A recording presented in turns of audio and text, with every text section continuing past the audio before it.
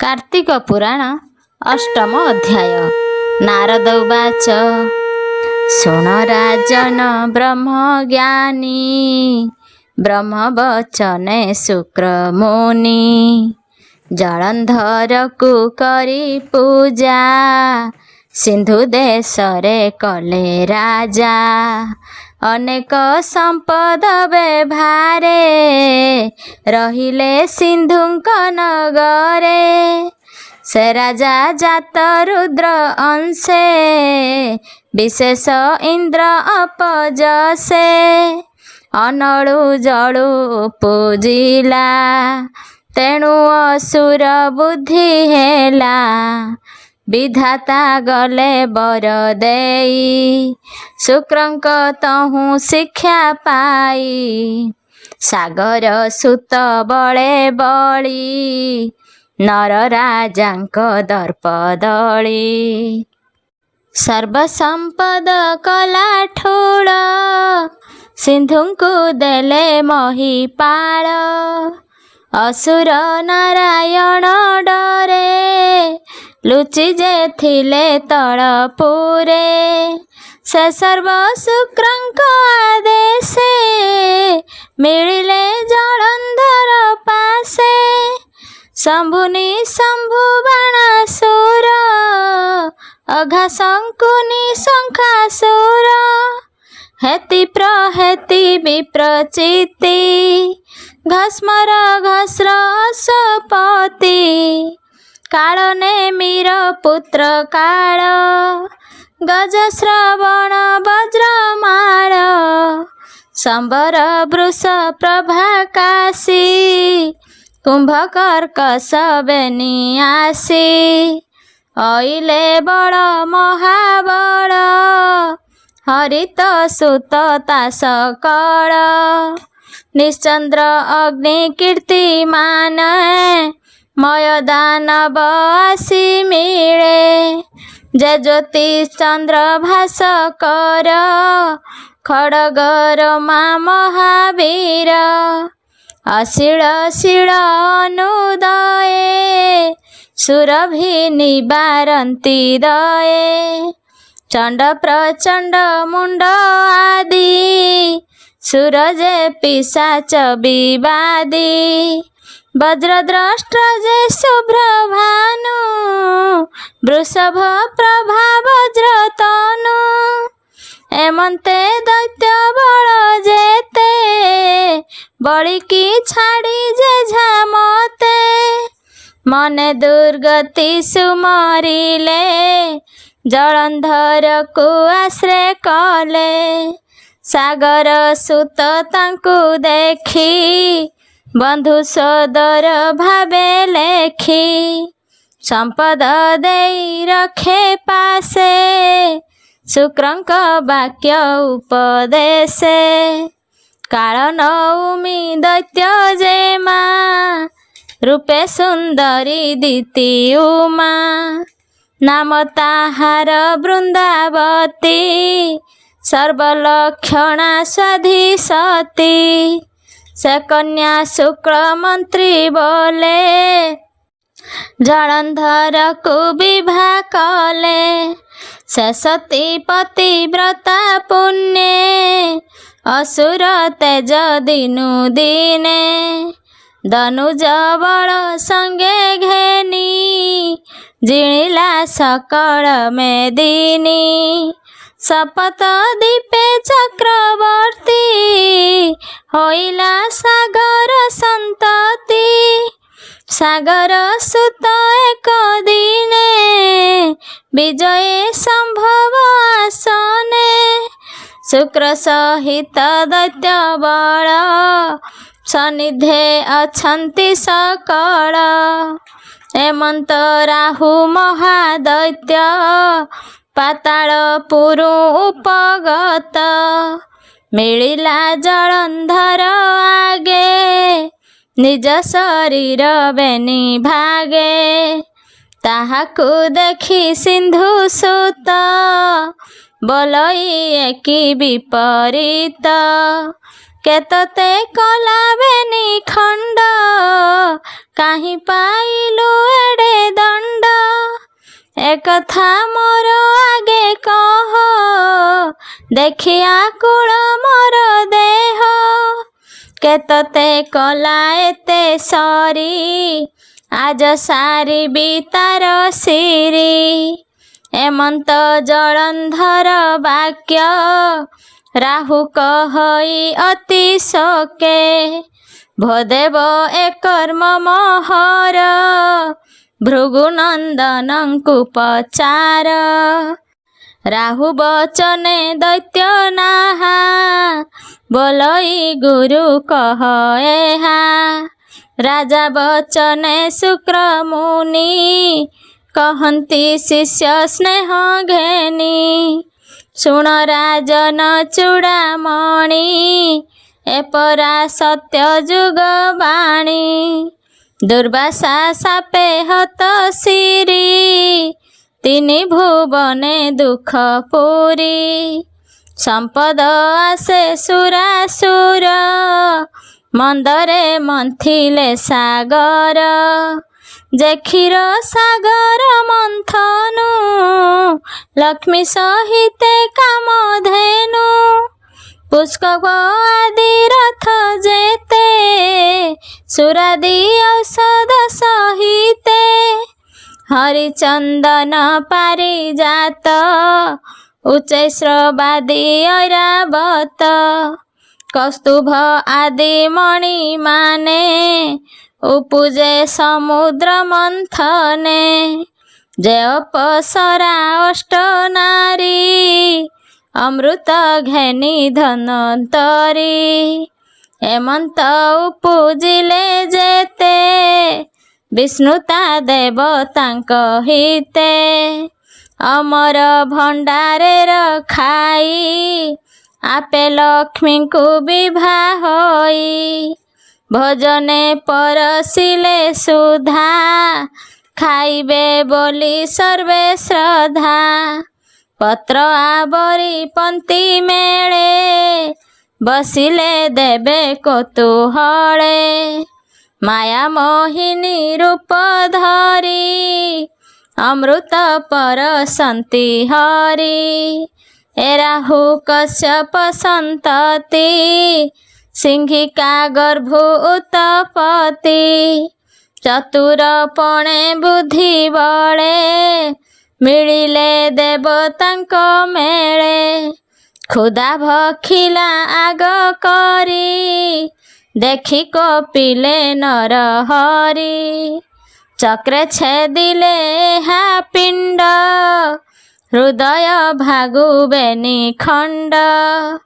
ଅମୃତ ପ୍ରସାଦୁନ ମଲା, ଏକ ଉଭୟ ମୂର୍ତ୍ତି ହେଲା। ତା ଦେଖି ବଳି ଆଦି ଦୈତ୍ୟ, ଯୁଝିଲେ ଦେବଙ୍କ ସଙ୍ଗତେ। କାହୁଁ ଜିଣିବେ ଦୈତ୍ୟ ଗଣ, ଦେବଙ୍କ ପକ୍ଷ ନାରାୟଣ। ଆପେ ଗରୁଡ଼ କନ୍ଧେ ବସି, ଅନେକ ନିଶାଚର ନାଶି। ଭୟେ ଭାଜିଲେ ଦୈତ୍ୟ ବଳ, ଏମନ୍ତେ ଗଲା କେତେ କାଳ। ବଳି ଯେ ଗୋତ୍ର ଅଭିମାନେ, ଶରଣ ଗଲେ ତ୍ରିଲୋଚନେ।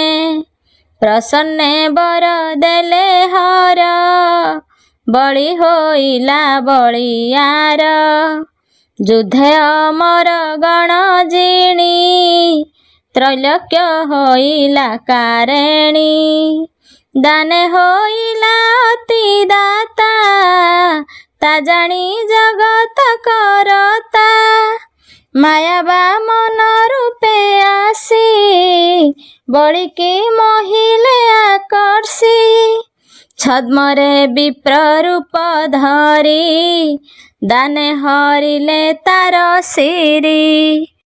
ରଖିଲେ ନେଇ ତଳପୁରେ, ଯେସନେ ରାଜ ଭୟେ ଚୋରେ।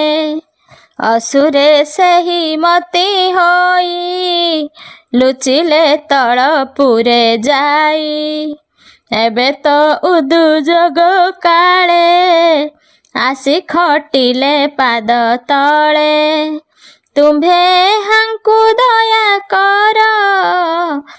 ଅତି ଦୁର୍ଗତିରୁ ଉଦ୍ଧାର।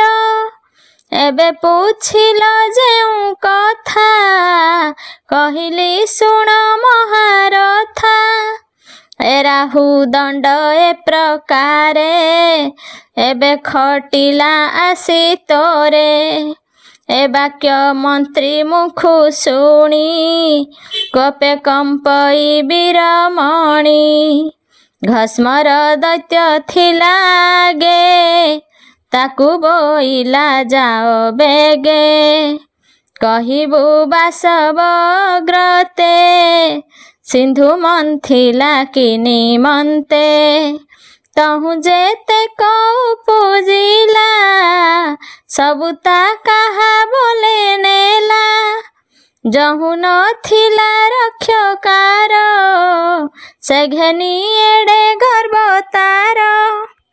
ଅସୁର କୂଳ ଦୂର କରି ଦେବଙ୍କୁ ଘେନି ଭୁଞ୍ଜେ ଶିରି। ଏବେ ମୁଁ ଜାତ ମହାବୀର ସାଗର ସୁତ ଜଳନ୍ଧର। ମୋର ପିୟର ଦ୍ରବ୍ୟ ଯେତେ ଦେବେ ନେଇଛ ବଳ କୃତେ। ସବୁ ତ ବାହୁଡ଼ାଇ ଦିଅ ନହିଲେ ପ୍ରାଣ ମୂର୍ଚ୍ଛି ଥାଅ। ଏମନ୍ତ କହ ତାକୁ ଯାଇ ଶୁଣିକି ବୋଲେ ସଚି ସାଇଁ। ବୁଝି କରିବା ସିନା ଦ୍ୱନ୍ଦ ପୂର୍ବେ ଯେ ରପିଛନ୍ତି ବାଦ। ଏମନ୍ତ କହି ଦଣ୍ଡଧାରୀ ରାହୁକୁ ଗୌରବ କରି ସନ୍ନିଧେ ରଖିଲା ବିଶ୍ୱାସେ। ଘସ୍ମର ଗଲା ସ୍ୱର୍ଗ ଦେଶେ ପ୍ରବେଶ ହେଲା ସୁର ଆଳେ। ଦ୍ୱାରେ ଯେ ଥିଲେ ଦ୍ୱାରପାଳେ ତାହାଙ୍କୁ କହି ଦୂତ ବେଗେ ମିଳିଲା ସୁରପତି ଆଗେ। ଆସ୍ଥାନ ତଳେ ଉଭା ହୋଇ ବୋଲଇ ଶୁଣ ସଚି ସାଇଁ। ଘସ୍ମର ନାମ ମୋ ବିଦିତ ମୁଁ ଜଳନ୍ଧର ରାଜା ଦୂତ। ସେ ରାଜା ସାଗର ନନ୍ଦନ ଅଟଇ ବୈରୀ ଗଞ୍ଜନ।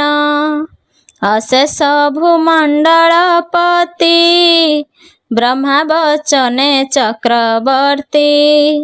ସକଳ ଲୋକେ ପ୍ରଭୁ ସେହି ତାର ଉପରେ କେହି ନାହିଁ। ମୁଁ ତାର ଆଣିଛି ବାରତା ଶୁଣ ସକଳ ଦେବତା। ପୂର୍ବେ ଯେ ମନ୍ଥିଲା ସାଗର ବିଷ୍ଣୁ ସହିତେ ସୁରାସୁର। ତହୁଁ ପାଇଲ ଯେତେ ଦ୍ରବ୍ୟ ତୁମ୍ଭେ ଆଣିଛ ତାହା ସର୍ବ। ନ ଦେଇ ଅସୁରଙ୍କୁ କିଛି ସେ କଥା ଜାଣି ସିନ୍ଧୁ ବସି। ବିଚାରେ ପିତା ଦ୍ରବ୍ୟ ତାର ସାଗର ସୁତ ଜଳନ୍ଧର। ତୁମ୍ଭଙ୍କୁ ଦେଇଛି ଉଦନ୍ତ ସିନ୍ଧୁ ମନ୍ଥନେ ଯେତେ ବିତ୍ତ। ମୋର ଗୋଚରେ ଦିଅ ବେଗେ ଘେନାଇ ଆସ ସଙ୍ଗେ ସଙ୍ଗେ। ରାଜାଙ୍କୁ କର ଦରଶନ କୁଶଳ ଯେବେ ମନେ ଘେନ। ଏମନ୍ତେ ଦୂତ ବାକ୍ୟ ଶୁଣି କୋପେ କହଇ ବଜ୍ରପାଣି। କିଙ୍କର ଗଣଙ୍କୁ ଅନାଇ ବୋଲଇ କି କହଇ ବାଇ। ଏଠାରୁ ନିଅ କେଶ ଧରି ଘଉଡ଼ ଜୀବନେ ନ ମାରି। ବାସବ ଆଜ୍ଞା ପରିମାଣେ ଧାଇଁଲେ ସେ କିଙ୍କର ଗଣେ। ଘସ୍ମର କେଶ ଧରି ନେଲେ ନଗ୍ର ଉପାନ୍ତେ ଛାଡ଼ି ଦେଲେ। ପ୍ରଭାବ ପାଇ ମହାବଳୀ ସିନ୍ଧୁଙ୍କ ଦେଶେ ଯାଇ ମିଳି। କହିଲା ଜଳନ୍ଧର ଆଗେ ଘଷ୍ମର ବାକ୍ୟ ଶୁଣି ରାଗେ ସକ୍ରୋଧେ ସାଗର ନନ୍ଦନ ସାଜିଲା ଅସୁର ସୈନ ଶୁକ୍ରମନ୍ତ୍ରୀ କି ବେଗେ ନେଇ ସ୍ୱର୍ଗକୁ କଲା କଟକାଇ ସହସ୍ରେ କ୍ଷଉଣିତା ବଳ ଗମନ୍ତେ କମ୍ପେ ଭୂମଣ୍ଡଳ ରଥ ତୋରଙ୍କ ଯେ ପଦାତି ରଣେ ସାଜନ୍ତି ରଙ୍ଗେ ଅତି ବଜାଇ ଟମକ ନିଶାଣ ଚଳନ୍ତି ନିଶାଚର ଗଣ ବିମଳ ଛତ୍ର ପନ୍ତି ପନ୍ତି ନଦୀ ସେ ଦିବାକର ଜ୍ୟୋତି ଥାଟ ଚଳନ୍ତେ ଉଡ଼େ ରେଣୁ ଗଗନ ଅନ୍ଧକାର ତେଣୁ ମେରୁ ପର୍ବତେ ଉଠି ବଳ ଲଙ୍ଘିଲେ ଦେବତାଙ୍କ ସ୍ଥଳ ଜାଣି ସକଳ ସୁର ଗଣେ ଇନ୍ଦ୍ର ସହିତେ ମିଳି ରଣେ ଦେବଦାନବେ ଭେଟ ପଡ଼ି ପ୍ରୀତି ଉପ୍ରଧ ଦୂରେ ଏଡ଼ି କରନ୍ତି ସେହି ଘୋର ରଣ ବିନ୍ଧନ୍ତି କୋଟି କୋଟି ବାଣ ବଜ୍ର ସଦୃଶେ ବାଣ ପଡ଼ି ଶବଦ ଯେହ୍ନେ ଘଡ଼ଘଡ଼ି ଦୁନ୍ଦୁଭି ନିଶାଚର ଧ୍ୱନି ଶବଦେ କମ୍ପେ ପୁରତିନି ବିବିଧ ଅସ୍ତ୍ର ଆତଜାତ ଶବଦ ସର ନିରିଘାତ ଦୈତ୍ୟ ବିନ୍ଧନ୍ତି ତୀକ୍ଷ୍ଣ ସର ଯେହ୍ନେ ପର୍ବତେ ଜଳଧାର ରଥ ମାତଙ୍ଗ ହସ୍ତି ଚଢ଼ି ଯୁଦ୍ଧ କରନ୍ତି ଆଗ ବଢ଼ି ପଦାତି ବଳ ମିଶାମିଶି ଯୁଝନ୍ତି ଶସ୍ତ୍ରସ୍ତ୍ର ଉପେକ୍ଷି କାଣ୍ଡ କୁଠାର ଚକ୍ର କାତି ପରିଘ ଭୂଷଣ୍ଡି ଶକତି ଗଦା ଗୁରୁଜ ଶୂଳ ଧରି ବିଚିତ୍ର ପାଦ ଗତି କରି କେ ଅସ୍ତି ପତ୍ର କରେ ତୋଳି ପ୍ରହାର କରୁଛନ୍ତି ବଳି ଆଡ଼ନ୍ତି ଛାଡ଼ନ୍ତି ସବୁରି କେମାଲ ଯୁଦ୍ଧେ ଧରା ଧରି କେ ପଡ଼ି ଗଡ଼ି ରଡ଼ି ଛାଡ଼େ ଶବଦେ ଗିରି ଶୃଙ୍ଗେ ଝଡ଼େ ଦେବଦୈତ୍ୟଙ୍କ ବୀର ଡାକେ ମେରୁ କମ୍ପଇ ମହି ଶଙ୍କେ ବେଳକୁ ବେଳ ଯୁଦ୍ଧ ଟାଣ ପଡ଼ଇ ଅପର୍ଯ୍ୟାପ୍ତ ବାଣ ସର ବିଘାତେ ଶିର ଛିଡ଼ି ମଢ଼ା ଉପରେ ମଢ଼ା ପଡ଼ି ଉଭୟ ଥାଣ୍ଟୁ ଶିର ତୁଟି କବନ୍ଧ ନାଚେ କୋଟି କୋଟି ରକତ ନଦୀ ପ୍ରାୟ ହୋଇ ସାଗର ମାର୍ଗେ ବହି ଯାଇ ଏମନ୍ତେ ଦୁର୍ଲଭ ସମୟ ବାସବ ସଙ୍ଗେ ଜଳନ୍ଧର ଯେତେ ଯୁଝିଲା ଅଙ୍ଗ ଛଳେ କହିଲେ ନ ସରିବ କାଳେ ଏହି ପ୍ରକାରେ ଦେବଦୈତ୍ୟ ଯୁଦ୍ଧ କରନ୍ତି ନିତ୍ୟ ନିତ୍ୟ ଦିନ ଅନ୍ତରେ ବେନି ବଳେ ରହନ୍ତି ଗଙ୍ଗା ବେନି କୂଳେ ନିଶା ଭାଗରେ ଶୁକ୍ର ଆସି ସଂଗ୍ରାମେ ଭୂମି ମଧ୍ୟେ ପଶି ସୁମରି ମୃତ୍ୟୁ ସଞ୍ଜୀବନୀ ଜିଆନ୍ତି ଅସୁର ସୈନି ରାଜା ଛାମୁଙ୍କୁ ଘେନି ଯାନ୍ତି ତଦନନ୍ତରେ ବୃହସ୍ପତି ଦ୍ରୋଣାଦି ପର୍ବତରୁ ଆଣି ଯାନାମ ବିଶଲ୍ୟ କରଣୀ ସେ ବୃକ୍ଷ ପତ୍ର ରସ ନେଇ ଦେବଙ୍କୁ ଜୀବଦାନ ଦେଇ ଏମନ୍ତେ ବଢ଼େବେନି ବଳ, ରାତ୍ର ପାହିଲେ ରଣଗୋଳ।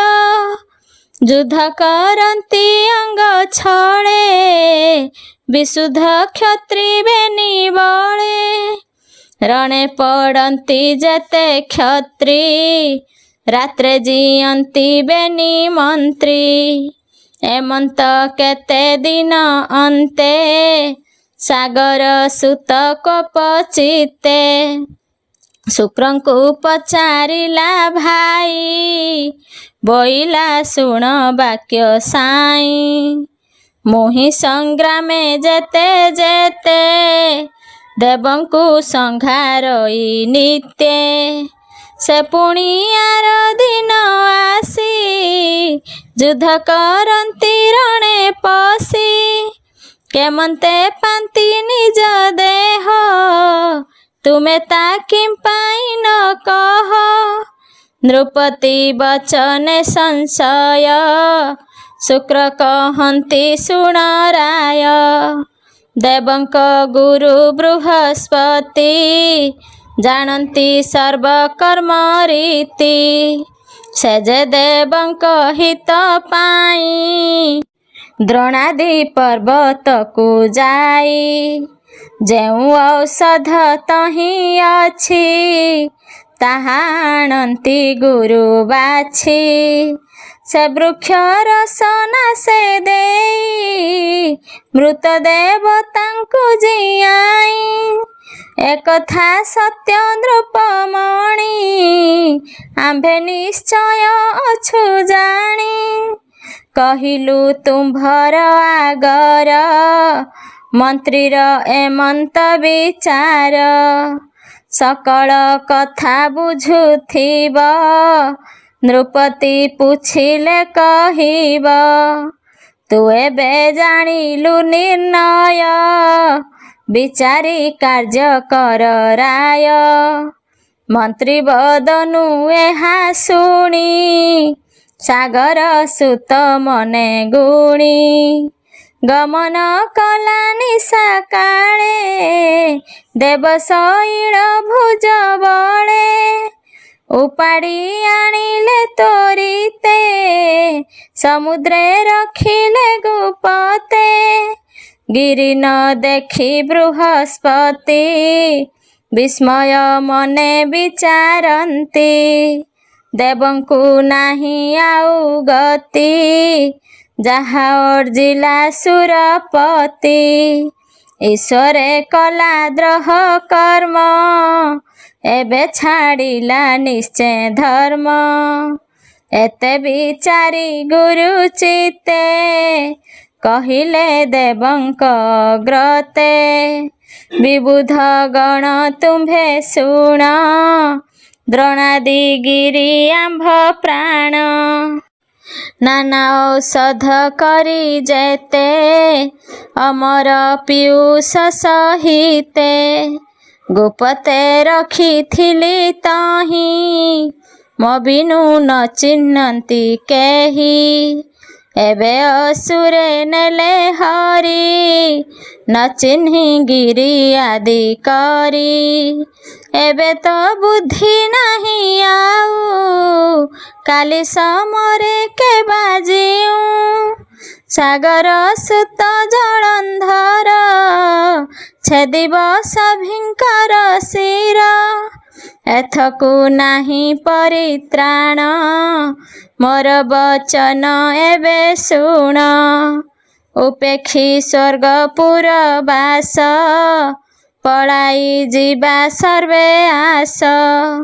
କନକଗିରି ଗୃହାଦିରେ, ଗୁପତେ ରହିବା ନିର୍ଭରେ।